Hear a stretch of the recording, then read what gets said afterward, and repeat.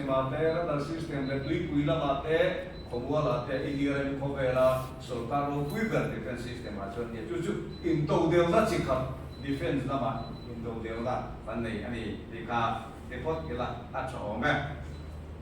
chuan le cho education on kai le dai la kum sam ni khan ni education policy thar kan nei ya ti ha chu BJP office apo mara kan soi ba khamo kan na thera ei a cha e maya duma education policy le a chi a mo ni chuang lawa ma se kan ra pong dan pong ve long dan se mil se in education hi a ron her rema class category ke to ha ro ti dang nam thak se ta chung si ga poi mo be chu India ram history ro pui ta ti nun se la tu mai India ram history BCE Swampian ma Indus Valley Civilization Harappa Ami te po kharo pui je khat puan chua je la bena yan lo bang ta ne la India ram history le culture a tradition ro pui je ai khowe la kan diam bi lo ne ti India ka atlum ma ne ju kan kim train kan so se la ma state level SCRT national level NCERT te kan de kan syllabus le textbook athari na ron bisong je la ni tuta thil poi mo em pa ka university te hian ni to university professor pani kan da ya ka ha men lo mai to sak se la university ve la ya village a om jo ne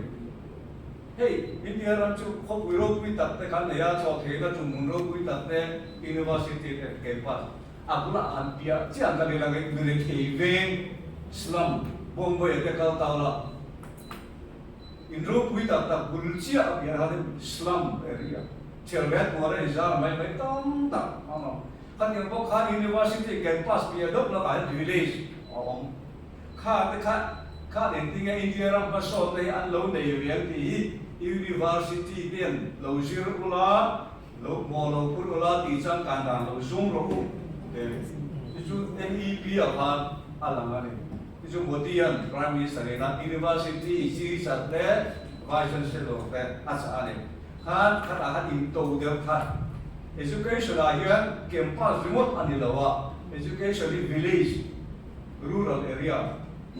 akhiri durani dene agriculture itu kan soi jing towa soi tam tur omin ka khelawa bu ne hui da te bom nu de ate kan in to de to ti ha kan soi ya kum sam di som pathum le sam di som kali kan ka khan kan thar soi nuai zel chia ton som bo le pangai apung chowa chu chu sa palin kan thil thari apung ani ti PIB Government of India Press Information Bureau in this of 2025 to agriculture bunda ka aron chuari chuwa sama kan de chuwa poi apung sai me ma chuwa sinakan sayang kan kum sang ni som patum le sang ni som ni pali ayan chon sa som po pangai apung man I bisura ma sa hai kan le ko kan dia sil sara tam de Bangladesh ram pon tam la amai lo chu India ram pung mai to chu athari atam de to ani ram ven nim na ma ka soi to tam to lo ga ma lo chu the kid import in them ka soi do na India ram here in defense system thil ayan foreign tan la lo ma phok ma ya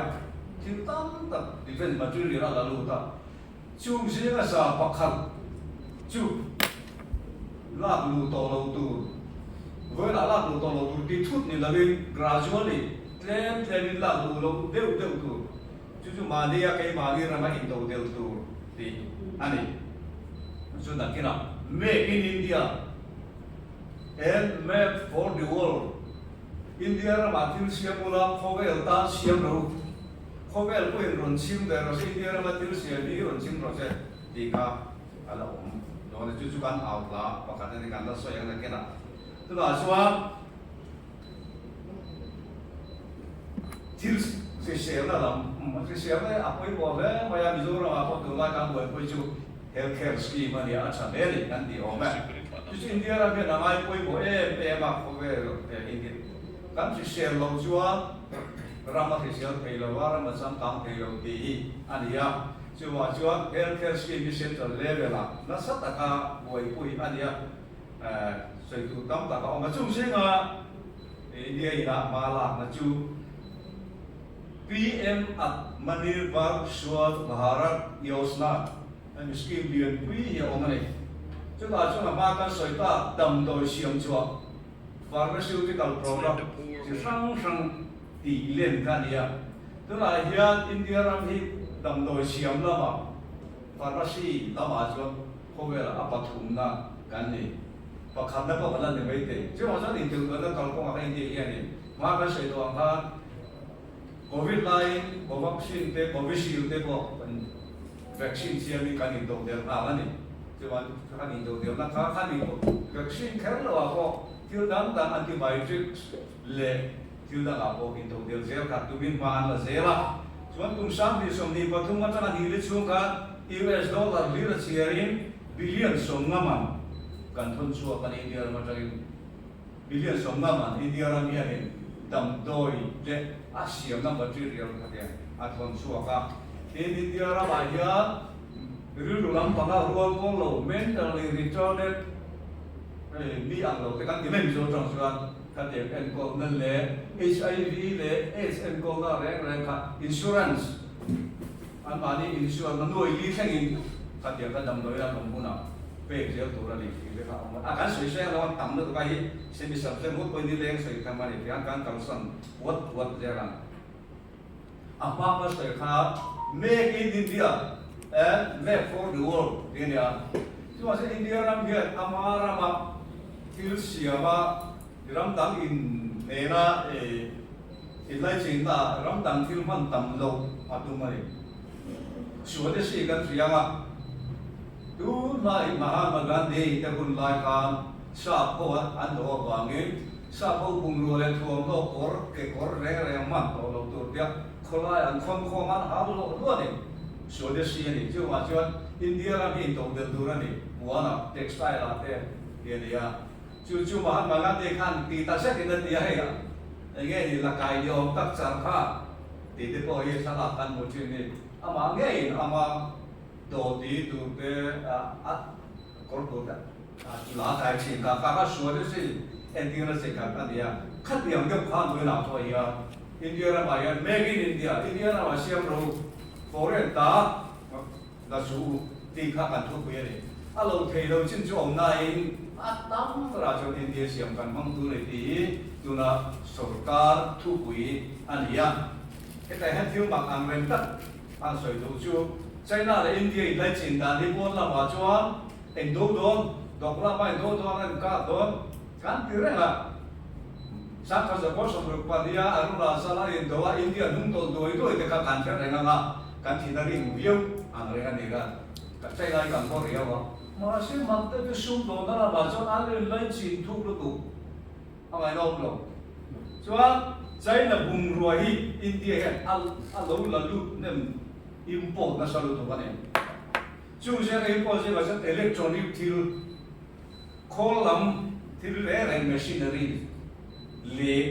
dam doi aro ba chu de dam doi ni lavin aro ba chu de dam doi siam na tu te tin kan thial ta ra men thir sakor am chi te mo ta kha India ra men China ra ma trang ge na sa takin alo la lu ta he chu wa de India he ni chen deficit na nei pa khala ta tak mai ne India ra men a thon cho ve ai ala lu kha tam ta tak mai ai po ta ka a chen deficit kha he de ge ni a om ani khata ni sum dong to na India ra mina asum du zong su US dollar lirin sa billion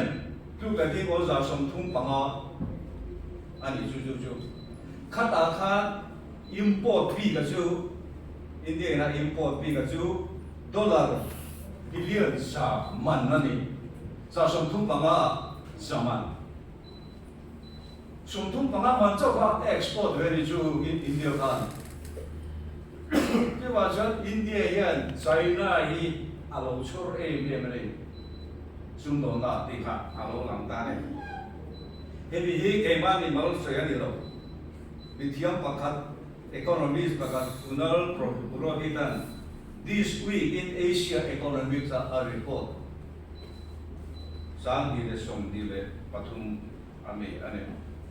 Chút điều cho India ram hiền China atang te le mundang chang poi import te alo sang ve khop moya. Chứ bà trong trade deficit kam te import le export thì balance lo na la ka alo chi na lo dia tam tak chon ke lo. Khami khan ti ko tu ne tu da manir ba ko ya chwa karanda kanin depend na song ka ti wo kai ma dia ke kin de ram kan tung tu ba ni ti kha an thu wi ani chu